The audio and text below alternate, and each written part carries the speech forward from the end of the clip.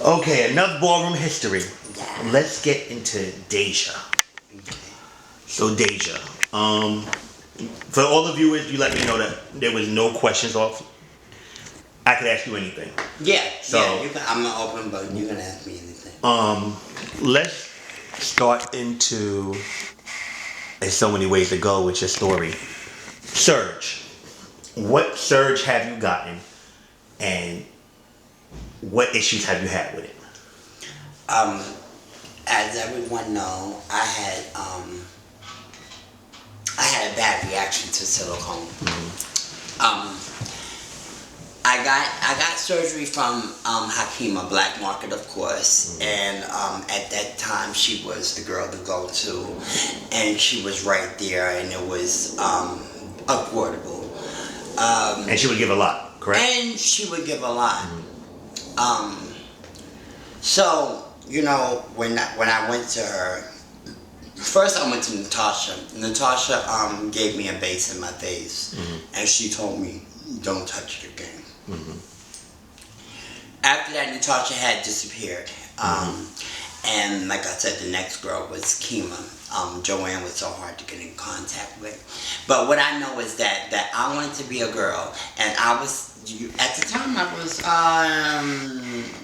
yeah, that age. But, you know, I ventured to Hakima, and she did my body.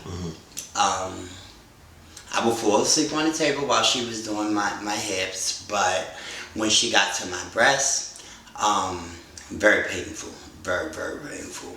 And what happened was is that my body started to react to it, meaning that it would attack the silicone because it was a foreign substance. You know, I didn't know how detrimental it was because I heard Octavia say, "Gonna die one day," you know, and because people said that it can cause cancer, you know, and cancer is a really hard thing to form, but it's the most deadliest thing when it does. You know, it can be a slow process. Right. So I became abstinent to drugs, and my body became healthier, and my antibodies started to attack the silicone. But the silicone was so industrial that it had. So it wasn't medical grade silicone. Like a lot of people, I've heard them say in regards to her that it wasn't medical grade silicone. It was medical grade. Okay, silicone. it was okay. Because I've heard from different people. It wasn't in a bag. Got you. Anything that's not in a bag, any silicone that's not in a bag, is a foreign substance. Got you. So, depending on your body, is how much it would react to it. So with my body is that my weight fluctuates. So when the silicone is in the body, it forms into the spot.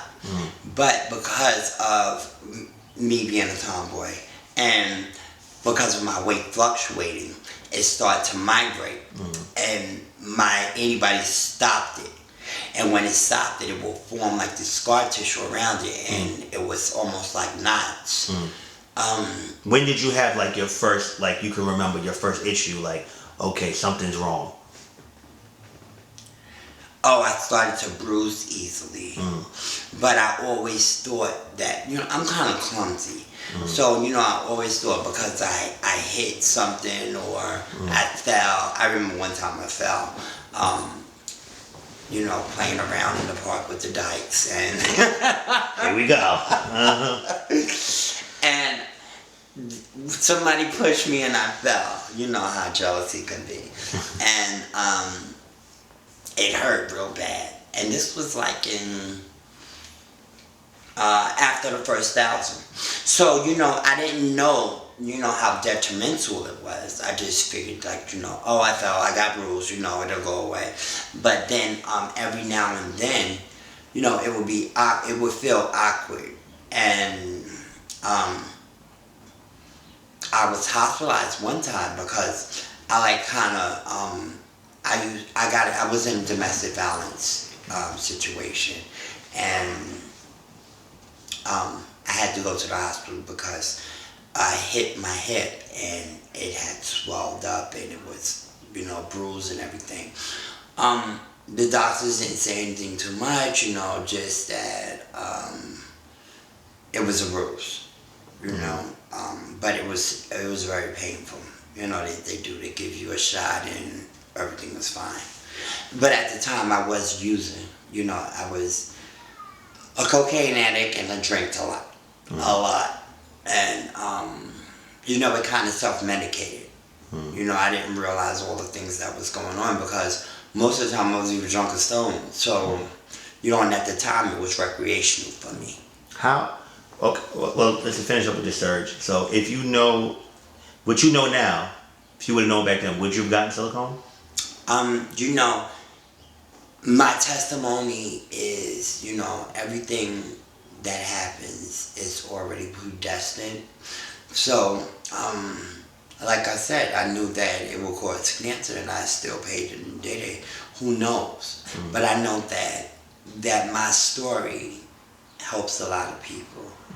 Mm-hmm. From going to black market silicone, you know what I'm saying? And I want to say that because I was really, really afraid. And I was hurt. Like it kind of like hit me hard because one day I woke up and I just couldn't walk. Mm-hmm. So then I was rushed to the hospital and they told me they couldn't do anything because they'll be sued for malpractice. Mm-hmm. So, is that when you first got removal the first time? Yeah, this was just before that. Mm-hmm. I was really depressed and what happened was that they sent me to a plastic surgeon and the surgeon said that he wouldn't touch me with a 10-foot pole. And he said, you think you guys can go and do all this stuff to yourself and think that, we're going to fix it. Basically, you already know he was prejudiced, racist, and, all that. But at that time, I just was hurt. I gave this motherfucker $50 for him to tell me that he can't touch me. Mm-hmm. And I had Medicaid. Mm-hmm. I was, bamboozled, I think. You think? Yeah. I think it was a hoax, but I had got on the train and all of a sudden I just bursted into tears. And I didn't know what to do. So one night I'm on Facebook and this trainee hits me up and she's like, oh my God, your body looks so nice. What'd you get done? Who did it? I want to get work done and this and the other. Things that girls say. Mm-hmm.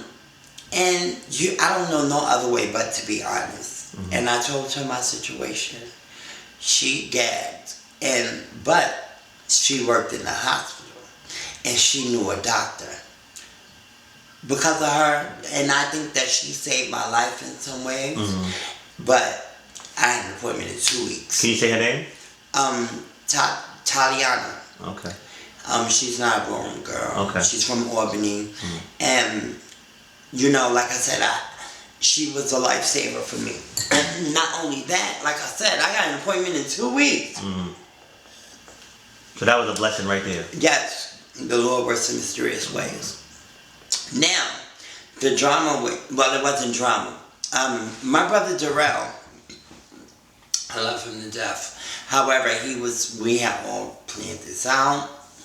And he was supposed to be going with me and be there. And I don't know if you guys remember, I was on the Ballroom radio show that night. Mm. I believe I spoke to Sanaya, Kiana. What happened was that he didn't make it because he was out of the country. But he didn't stay with me that night. And I don't know what happened, but my nerves were so bad, I was crying and I was scared, I was alone, I had all these feelings. And I called the radio show.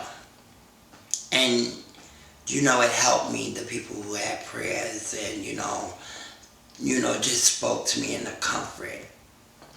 And I could say one thing about the ballroom scene, you do meet genuine people. People who may have been through what you've been through, or people who can just lift you up. Not everyone. Mm-hmm. And not to say that the ballroom scene gives that. because it can be very tricky, you know. So, but you do meet some people that could be as real as I am to everyone, you know.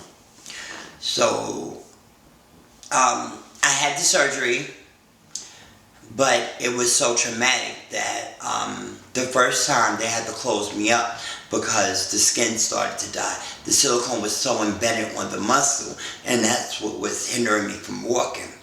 And the second time, they waited a couple of days and went back in.